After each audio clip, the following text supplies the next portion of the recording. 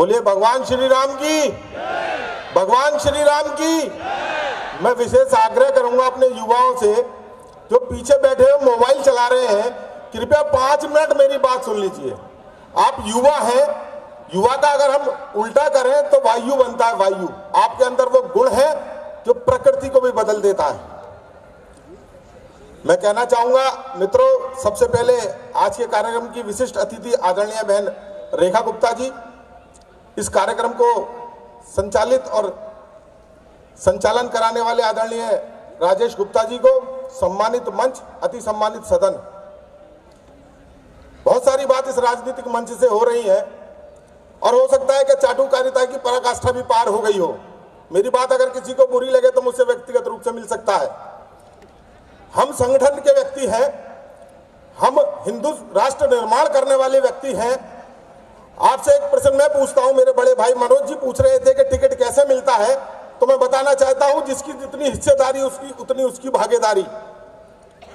मनोज जी, हिंदुओं में 36 बिरादरी हैं। अगर 36 की 36 बिरादरी अपने अपने आदमी को लेकर टिकट मांगने के लिए निकल पड़ी तो भारतीय जनता पार्टी के एक एक विधानसभा में 36 लोगों को चुनाव लड़ाएगी। आपको तय करना है कि आपके देश के आपके बच्चों का भविष्य इस देश में क्या होगा। वो केवल भारतीय जनता पार्टी के नेतृत्व में ही आपके बच्चों का भाग्य सुरक्षित होने वाला। मित्रों, हमें सीखना है भगवान श्री राम के मैनेजमेंट से। जब वो वनवास के लिए गए तो केवल 3 प्राणी थे, भगवान श्री राम, उनके भाई लक्ष्मण, उनकी पत्नी सीता। और सीता जी का भी अपहरण रावण ने कर लिया तो केवल 2 भाई उस वन में रह गए। वो मैनेजमेंट हमको सीखना है कि कैसे भगवान राम ने गिरिवासी, वनवासी, अगले पिछड़े सब लोगों के साथ मिलकर एक ऐसी सेना बनाई जिसने उस विश्व के उस समय के सबसे शक्तिशाली राजा रावण को पराजित किया और वहां अपना राज्य स्थापित किया। ये मैनेजमेंट का गुण हमारे को अंदर लाना है और ये प्राकृतिक रूप से हमारी जाति के अंदर विद्यमान है।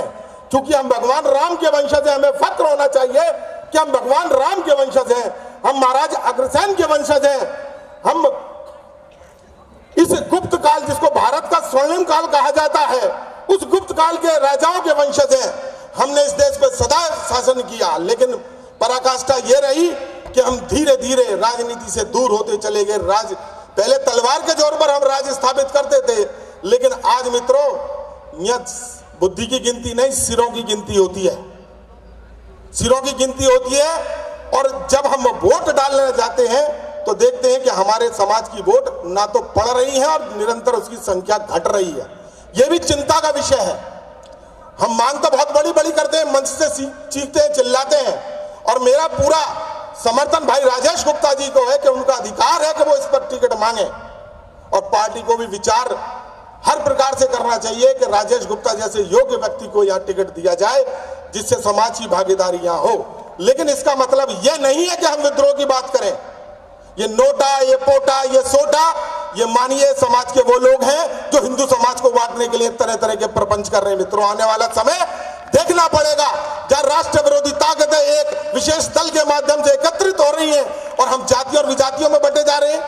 अरे अभी इतने सारे व्यापारी संगठन इस देश में हो गए हैं। मैं मेरी बात को क्षमा करना, सम्मानित मन से माफी मांग रहा हूं। स्वयंभू अध्यक्ष इतने हो गए, 1500 व्यापारी संगठन होंगे, 1500 व्यक्ति समाज सम्मेलन होंगे, लेकिन समाज के नाम पे कौन क्या कर रहा है, ये आपको चिंता करनी पड़ेगी।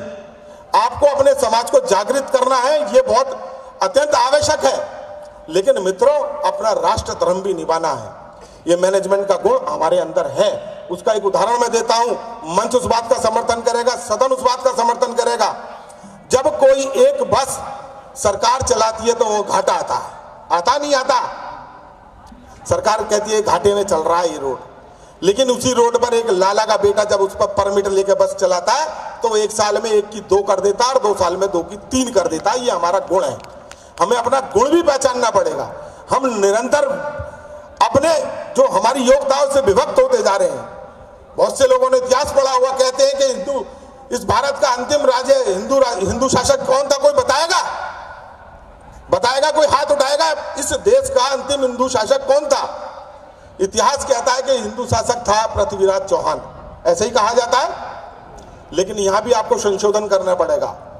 वो हरियाणा हिसार का हेमू कल्याणी इस देश का अंतिम हिंदू शासक था, जिसने मुगलों को भी और इन पठानों को भी परास्त कर इस दिल्ली पर शासन किया था। लेकिन समय जब था, जब समय चल रहा था, जब उसके ऊपर आक्रमण हुआ तो उसने कहा तत्कालीन राजपूत राजाओं से कि आप हमारी मदद करें। अब ये समय वो है, अगर आप हमें अपना समर्थन देंगे तो इस देश से मुगलों को हम उखाड़ फेंकेंगे। लेकिन उस समय यही जातीयता का बीज बीच में आया था मित्रों, इसलिए मैं जागृत करना चाहता हूं। उस समय के राष्ट्रीय राजपूत राजाओं ने कहा था, ओ बनिया बक्काल तेरी ये मजाल, तू बनिया ने अपनी कमान के तले लड़ावे से। वो अकेला लड़ा, जीतता हुआ युद्ध, वो बैरम का तीर उसकी आंख में लगा, वो जीता हुआ युद्ध हार गया। पानीपत की दूसरी लड़ाई जिसको कहा जाता है, वो हेमू कल्याणी हमारे समाज का था। हमें अपनी शक्ति को पहचानना है मित्रों। बहुत सारे हमारे बुजुर्ग बैठे हैं, अभी बहुत सारी बातें हुई इस मंच से कि भगत सिंह पैदा हो, वो हमारे घर में पैदा हो। मैं केवल इतना कहना चाहता हूं अपने आदरणीय बुजुर्गों से, केवल अपने बच्चे को थोड़ी सी स्वतंत्रता दीजिए कि वो समाज में प्रतिरोधात्मक शक्ति को अपने अंदर सृजित कर सके। जब हमारा विषय आता है तो हम कहते हैं, अरे बेटा तू अंदर आ, तू घर के अंदर जा, अरे तेरे लग जाएगी। उसका कारण पता है क्या है?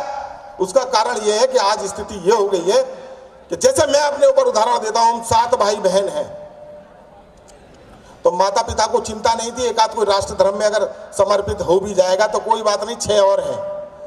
आज स्थिति यह है कि 1 या 2। इस पे भी हमें चिंतन करना है। विश्व में सबसे बुद्धिमान कौम जो मानी जाती थी वो यहूदी मानी जाती थी, और यहूदियों ने विश्व पे शासन भी किया। लेकिन यहूदी धीरे धीरे इसी योग्यता के अधिक, जब व्यक्ति अधिक बुद्धिमान होता है, अधिक अपने आप को बुद्धिमान समझता है, तो वो अपने को सीमित करता चला जाता है, सीमित कर जाता है। आई एम ग्रेट, ये सब बेकार है, आई एम ग्रेट, ये सब बेकार है, आई एम ग्रेट। और यह कारण हुआ कि यहूदियों की संख्या विश्व में 0 के बराबर रह गई। ये तो शुक्र करो कि अमेरिका के तत्कालीन राष्ट्रपति ने एक इजराइल नाम का देश बना दिया, जिसमें यहूदी जाकर संगठित होकर स्थापित हो गए, और उन्होंने अपनी संगठन शक्ति से आज विश्व में 56 मुस्लिम कंट्री को वो अकेला देश कंट्रोल करता है। अपने बच्चों को शक्तिमान बनाओ, उन्हें वीरवान बनाओ, उन्हें अपना इतिहास पढ़ाओ। और जहां तक राजनीति की चर्चा है, बिल्कुल हक राजेश भाई साहब का है, मैं पूर्ण समर्थन करता हूं। मैं खुर्जा का नगर पालिका अध्यक्ष रहा हूं, मैं चाहता हूं कि वैश्य वर्ग आगे आए, लेकिन उसके लिए अपनी उपस्थिति सही मंच पर, सही स्थान पर, सही आधार पर होनी चाहिए। भारतीय जनता पार्टी ही केवल आपका विकल्प है।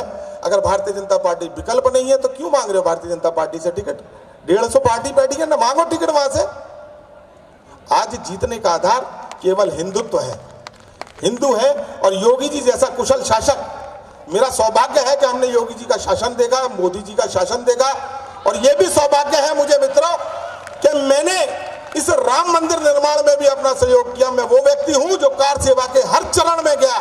तो अपने को जागृत करिए। मैं आपकी श्री चरणों में नमन करता हूं, अपनी वाणी को विराम देता हूं। भाई साहब राजेश गुप्ता जी के प्रति अपना भाव, तन, मन, धन, राजेश जी भाई साहब, मैं आपको विश्वास दिलाता हूं, चूंकि आपकी ये विधानसभा मेरी खुर्जा विधानसभा से लगी हुई है, जहांगीरपुर मेरे यहाँ से कुल 10-12 किलोमीटर है। आप चुनाव लड़िए, गांव-गांव में मैं आपके साथ चलूंगा। और आपके भाई का वो प्रभाव है कि हर गांव में 250-25 वोट हैं। भारतीय जनता पार्टी से हम अब भी अपने नेताओं से आग्रह करेंगे, आदरणीय बहन बैठी हुई है, ये भी आग्रह करें कि आप जैसा योग्य व्यक्ति कोई इस विधानसभा में दूसरा नहीं हो सकता। धन्यवाद।